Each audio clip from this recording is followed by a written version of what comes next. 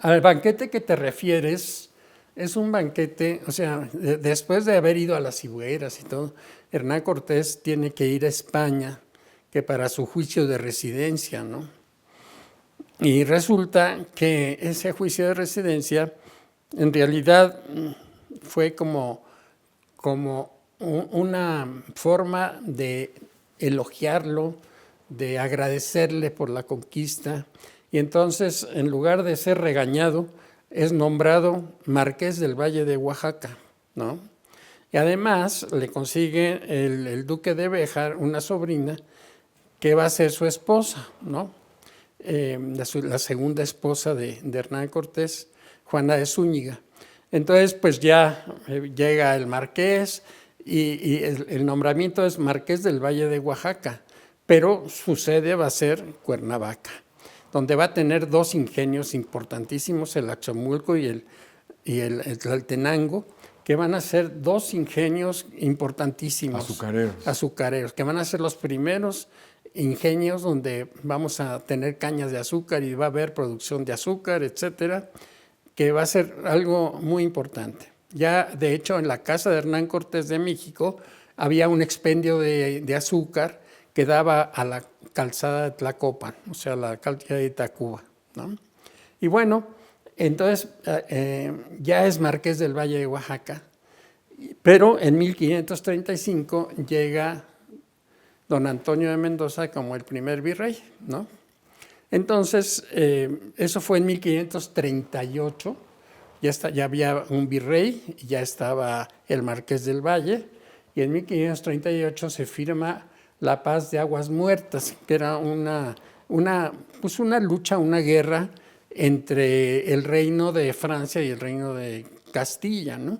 Entonces resulta que llegan a pactar la paz y entonces se hace un banquete con los dos personajes. ¿En dónde? En la Ciudad de México. Y entonces es un banquete que se hace en 2 días. En un día la Plaza Mayor de la Ciudad de México se convierte en bosque. ¿Para qué? Para soltar algunos animales, para cazarlos, etcétera. Va a haber como una especie de guerra de lanchas también afuera del islote, etcétera, una serie de cosas. Y bueno, empieza el relato de una manera muy interesante porque en ese entonces no acostumbraban a que las mujeres se sentaran en las mesas, ¿no? Entonces a las señoras, Hernán Cortés dice que se fueran a las terrazas, ¿no? A las terrazas para ver el banquete desde arriba, ¿no? Y bueno, entonces, pero les sirven cosas interesantísimas, ¿no? Por ejemplo, les sirven por vez primera mazapanes, mazapanes de almendra hechos aquí ya por los indígenas mexicanos para las señoras. Porque almendra no había en México. No, pero ya la habían traído. Ajá, sí. ¿No? Por otro lado, también se habla de pastillas de boca, ¿no? Que son como azúcar molida y después comprimida, que eran como, a veces le ponían almizcle o algún perfume, ¿no? Etcétera. Y también algunos que eran como rellenos, ¿no? Algunos productos. Y dice que se sirvieron como bebidas, desde luego, vino, clarete, cacao espumado con suplicaciones. Yo digo que no es que hay que pedirle suplicarle que te sirvan el chocolate, sino las suplicaciones eran como barquillos, como un tipo de galleta para sopearlo, ¿no? Y entonces el cacao espumado con suplicaciones. Aloja y el arca, que son dos bebidas. La aloja pues es un hidromiel, agua con miel, que dejaban fermentar y entonces hacían su alcoholito y eso se lo toman. Aquí en la zona maya hacían algo parecido con el balché, ¿no? Con hojas de balché para darle ciertos aromas.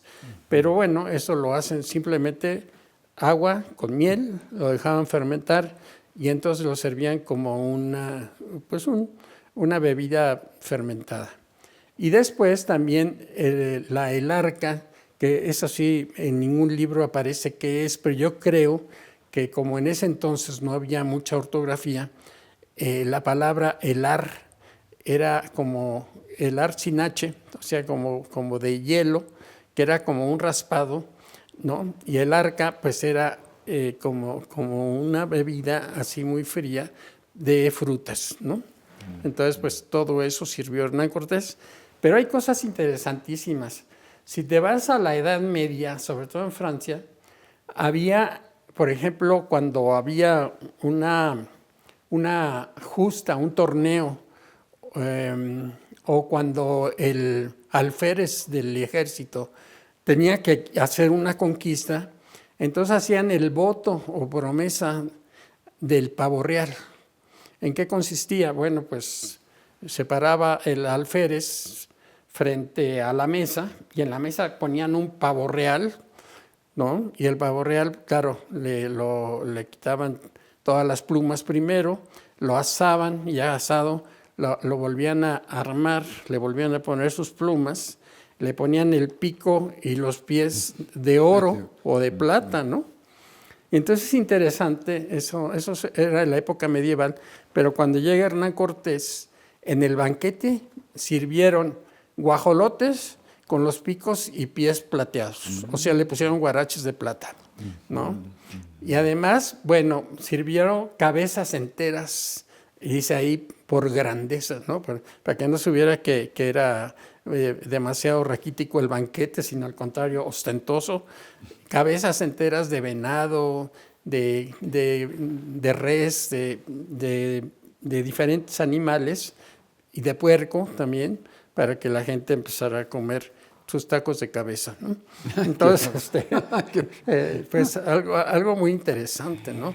Y después, bueno, por ejemplo, habla de que se sirvieron perniles a la ginovisca, perniles asados a la ginovisca. Y si te pones a pensar, pues un pernil pues es una pierna que nosotros le llamamos jamón.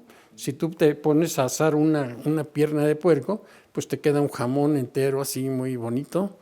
Y a la ginovisca, pues probablemente haya una salsa genovesa como el pesto, ¿no?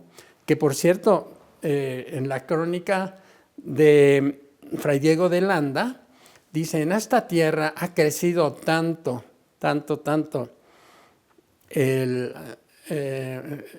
estas hierbas para hacer el pesto, que están llenos los cerros precisamente de estas hierbas, ¿no? Y entonces, pues, sí era muy probable que hubiera mucho desarrollo ya también de las huertas, de los vegetales, etcétera, y tenían que sacarlo a flote, ¿no? Inclusive dice que se sirvieron frutas diferenciadas, o sea, para que probaran frutas que venían de diferentes partes, pero también frutas que venían de fuera, ¿no? Del extranjero, de España, ¿no? Entonces, pues, sirvieron todas esas frutas. Y después dice, y no puedo dejar de pensar en un servicio que hubo de aceitunas y de quesos, ¿no? O sea, que ya empezaron a servir cosas que eran más accesibles. Seguramente hubo pulque, ¿no? Pero la crónica nada más menciona vino, ¿no? Y la helarca y todo eso. Pero creo yo que sí debe haber habido el vino de los indígenas, ¿no? El pulque. Es decir, como el inicio del mestizaje culinario, ¿no? Sí, bueno, pero ya llevado a un banquete, ¿no? Sí, ya llevado a un grado de sofisticación enorme, ¿no? Así es. Para quienes nos están viendo, se publicó a fines del año pasado un libro con tus recetas, ¿verdad? En Sanborns. Sí, cómo no. El famoso... el libro de gastronomía mexicana, ¿no? Y ahí tú escribiste y diste a conocer cantidad de recetas muy mexicanas. Sí, ¿no? Bueno, eso fue por tu culpa, porque tú me dijiste que iban a hacer como una lotería o algo así, ¿no? Pero entonces, pues yo hice la historia de los chilaquiles, la historia de todos. Cuando llegué a la historia de los huevos divorciados, pues no encontré el acta ni de matrimonio ni de divorcio de los huevos. Entonces así son así como un poco inventados, ¿no? Pero para quienes quieran conocer esta cocina, pues que vean el libro, ¿no? Está en Sí, Sambo, cómo no no. sé si ya se agotó o no, y fue un libro muy importante en que está la historia de los alimentos. De ¿no? los alimentos y gracias al menú del mismo Sambos y las recetas del chef José Hernández, ¿Sí? que fue el que hizo todas las hizo toda recetas, esto, ¿no? ¿verdad? Sí. Pues José Luis, te queremos dar las gracias por estar con nosotros. Hemos disfrutado mucho ese banquete, que hoy día sería difícil de copiarlo, yo creo, ¿no? Bueno, no sé, porque creo que también lo hiciste hace relativamente Sí, poco, hay ¿no? que reproducirlo, sí se puede. Lo reprodujiste hace poco, ¿no? Sí. Entonces, bueno, pues a nombre del Centro de Estudios de Historia de México, Fundación Carlos Slim, te queremos dar las gracias. A ver si en alguna ocasión nos haces aquí el banquete. Sí, cómo no. ¿Verdad? Fíjate que olvidé decir que don Antonio Mendoza, como fueron 2 días, el día anterior se perdieron las cucharitas de plata de Hernán Cortés. Pues sí, claro, Entonces, obvio. al día siguiente le tuvo que poner a un tlaxcalteca detrás de cada español para que no se las Para que no se lleva. Qué barbaridad, lo heredamos, no cabe duda, no cabe. Pues muchas gracias, José Luis, y a todos los que nos siguieron. Yo creo que ha sido muy enriquecedora esta plática y sobre todo se nos antojó. El perro no, desde luego, ¿verdad? Los que somos defensores de los animales, no. Pero bueno, pues es lo que había, ¿no? Si no, Claro, se morían de claro. hambre. Lo cual quiere decir que en el México prehispánico se comía el perro. Sí, cómo no. Sí, ¿verdad? Sí. Y demás. Bueno, hay otros temas que nos quedan pendientes, pero pues muchas gracias por habernos informado acerca de de tu carrera, en primer lugar, y segundo, de el triunfo de la carrera hasta el día de hoy en el claustro de Sor Juana, porque es la carrera más importante que hay en la Universidad del Claustro. Pues sí, gracias a Dios, ahí vamos. ¿Verdad? Ahí va. Pues muy bien, pues muchas gracias. Muchas gracias a todos por seguirnos y nos vemos en la próxima cápsula.